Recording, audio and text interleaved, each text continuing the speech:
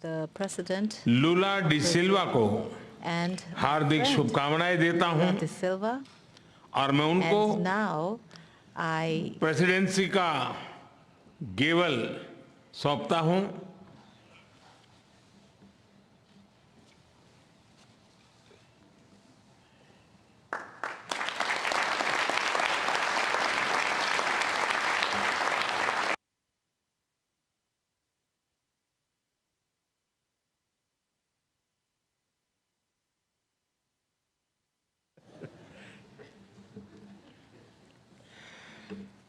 मैं राष्ट्रपति लूला को इस अवसर पर अपने विचार साझा करने के लिए आमंत्रित करता हूं। Bem, primeiro, gostaria de dizer às autoridades aqui presentes, suas altezas, aos presidentes, aos primeiros ministros, de que a natureza, ela continua dando demonstração de que nós precisamos cuidar dela com muito mais carinho. Essa semana, this week, 3 days ago, in Brazil, a cyclone in the state of Rio Grande do Sul. We had never had a cyclone there, but the cyclone killed 46 people. And we have almost 50 people missing.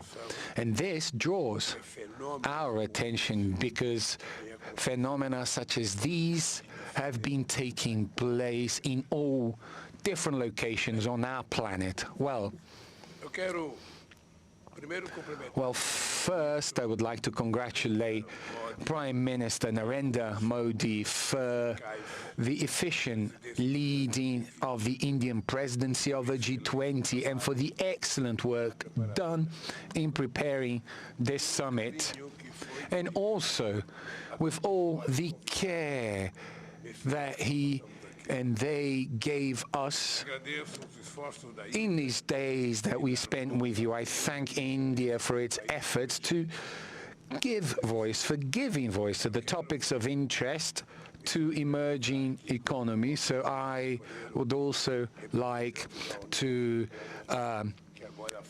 give my salute to our friend, the representative of the African Union, who is a member of G20.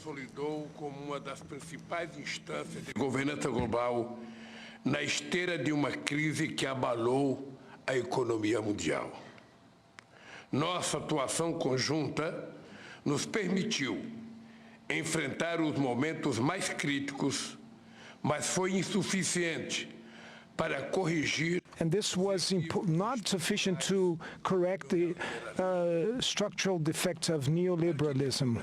The global financial architecture has changed little, and the foundations of a new economic governance have not been laid. New emergencies emerged. Challenges have accumulated and worsened. We are living in a world where wealth is more concentrated, in which millions of human beings still go hungry, where sustainable development is always threatened, in which governance institutions still reflect the reality of the middle of the last century. We will only be able to face all these problems if we address the issue of inequality of income, access to health care, education, food, gender, and race, and also of representation is at the origin of all these anomalies. If we want to make a difference, we have to place reducing inequalities at the core of the international agenda. Therefore, the Brazilian presidency of the G20 has 3 priorities. The first one is social inclusion and fight against hunger, energy transition, and sustainable development in its 3 aspects: the vector social, the economic, and environmental vector. And thirdly, the reform of global governance institutions. All these priorities are part of the Brazilian presidency motto, which says, building a fair world and a sustainable planet. Two task forces will be created: the Global Alliance Against Hunger and Poverty and the Global Mobilization Against Climate Change.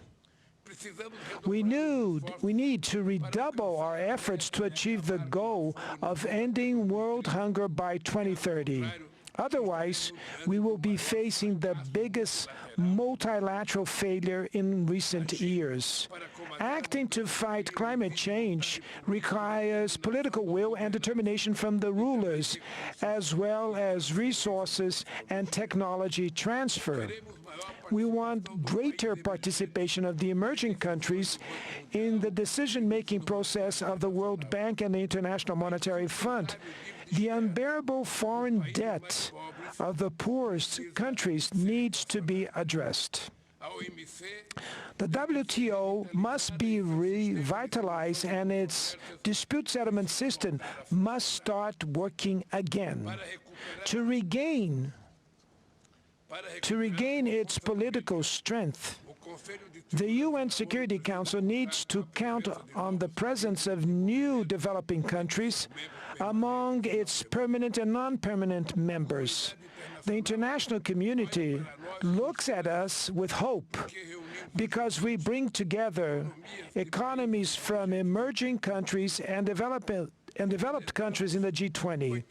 We represent 80% of the global GDP, 75% of exports, and around 60% of the world's population.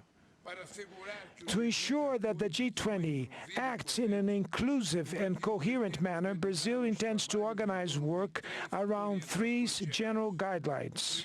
First, we will make the political and financial paths work in coordination and in a more integrated way.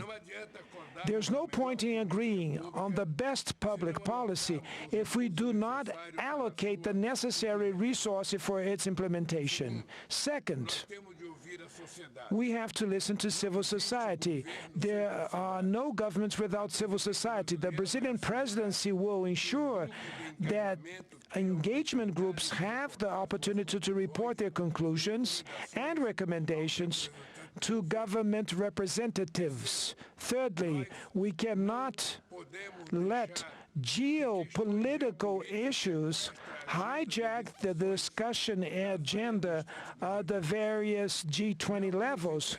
We are not interested in a divided G20. Only through joint action may we face the challenges of our days. We need peace and cooperation instead of conflict. The path that will take us from New Delhi to Rio de Janeiro will require a lot of dedication and commitment from everyone. The technical groups and the preparatory ministerial meetings will be hosted in several cities in all our 5 regions of our country. For that reason, we will welcome the members of the G20 with open arms. And we need effectively the support of all the people here, including the track record of this successful summit meeting that was hosted by our dear country, that is India.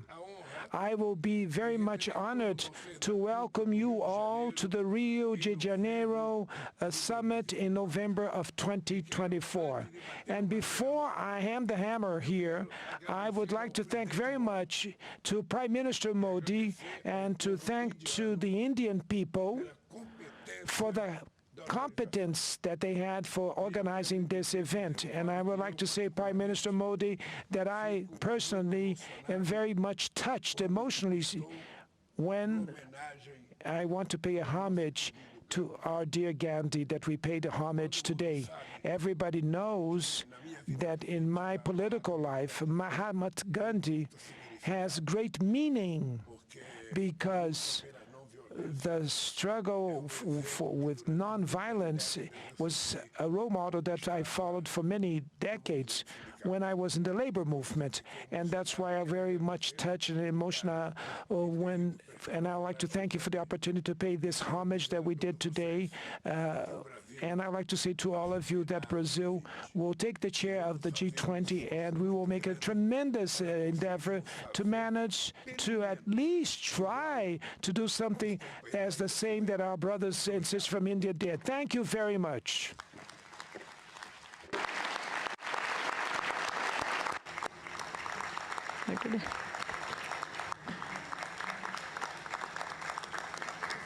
Your Highnesses, Excellencies, जैसा आप सब जानते हैं, भारत के पास नवंबर तक G20 presidency की भी जिम्मेदारी है। अभी 2.5 महीने बाकी हैं। इन 2 दिनों में आप सभी ने अनेक बातें यहाँ रखी हैं, सुझाव दिए हैं, बहुत सारे प्रस्ताव रखे हैं। हमारी ये जिम्मेदारी है कि जो सुझाव आए हैं उनको भी एक बार फिर देखा जाए कि उनकी प्रगति में गति कैसे लाई जा सकती है।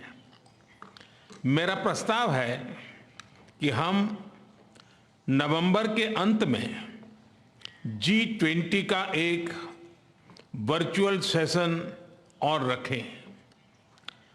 उस सेशन में हम इस समिट के दौरान तय विषयों की समीक्षा कर सकते हैं।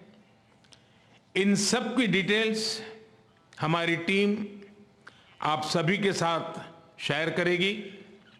मैं उम्मीद करता हूं कि आप सब इससे जुड़ेंगे। योर हाइनेसेस, एक्सेलेंसीज, इसी के साथ मैं G20 समिट के समापन की घोषणा करता हूं। One earth, one family, one future का रोड मैप सुखद हो। स्वस्ति अस्तु विश्वस्य, यानी संपूर्ण विश्व में आशा और शांति का संचार हो। 140 करोड़ भारतीयों की इसी मंगल कामना के साथ आप सभी का बहुत बहुत धन्यवाद।